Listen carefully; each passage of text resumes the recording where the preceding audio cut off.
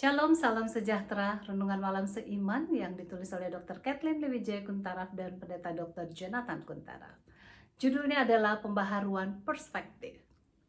Dan dunia ini sedang lenyap dengan keinginannya, tetapi orang yang melakukan kehendak Allah tetap hidup selama-lamanya. 1 Yohanes 2 ayat 17. Untuk pembahasan terakhir dari renungan malam seiman mengenai pembaharuan ini, kita akan lihat mengenai pembaharuan dalam perspektif. Perspektif memegang peranan penting bagi kehidupan kita masing-masing.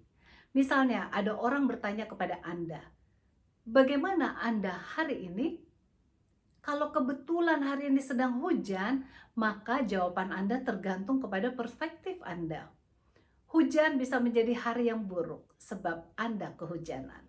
Namun hujan bisa juga menjadi kabar baik bagi Anda sebab tanaman di taman Anda akan mendapatkan air yang dibutuhkan. Atau kebun Anda mendapatkan siraman yang akan menolong pertumbuhannya. Sebab itu sangat penting bagi kita untuk mempunyai perspektif yang diperbaharui. Sehingga segala sesuatu dapat dilihat dari kacamata kekristenan yang benar. Sesungguhnya hidup itu penuh dengan tantangan yang tidak pernah berhenti. Sering kita mendapatkan tantangan itu bagaikan angin ribut yang kuat. Apapun tantangan yang kita hadapi, perspektif Anda sangatlah penting dalam menghadapinya. Kadang-kadang kita seperti orang Israel di padang belantara yang terus menggerutu. Walaupun Tuhan telah banyak memimpin mereka, namun sering kita dapatkan juga orang yang seperti Yosua dan Kaleb yang tidak merasa takut menghadapi bangsa raksasa atau suku enak yang tinggi besar itu. Sebab mereka percaya kepada Tuhan dan menyadari bahwa tidak ada yang mustahil bagi Tuhan bila kita mempunyai iman kepadanya. Dalam hal ini mereka yang pengecut seperti orang Israel perlu memperbarui perspektif kehidupan mereka. Sehingga mereka dapat melihat hal yang positif dalam suasana yang terburuk sekalipun.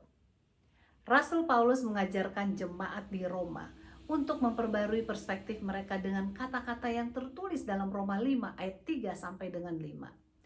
Dan bukan hanya itu saja. Kita malah bermegah juga dalam kesengsaraan kita karena kita tahu bahwa kesengsaraan itu menimbulkan ketekunan dan ketekunan menimbulkan tahan uji dan tahan uji menimbulkan pengharapan.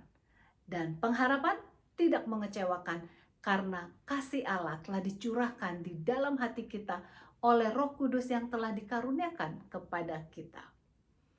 Inilah perspektif yang perlu diperkembangkan dalam kehidupan orang Kristen, di mana kita dapat melihat suatu kesukaran dan kesengsaraan dapat mendatangkan berkat. Dengan demikian, tidak ada yang perlu dikhawatirkan. Tuhan punya rencana yang agung bagi kita masing-masing. Dengan perspektif yang telah diperbarui ini, maka kita akan dapat melihat rencana Tuhan maupun tujuan hidup kita. Sehingga langkah maupun keputusan apapun yang diambil akan senantiasa sesuai dengan perspektif ilahi.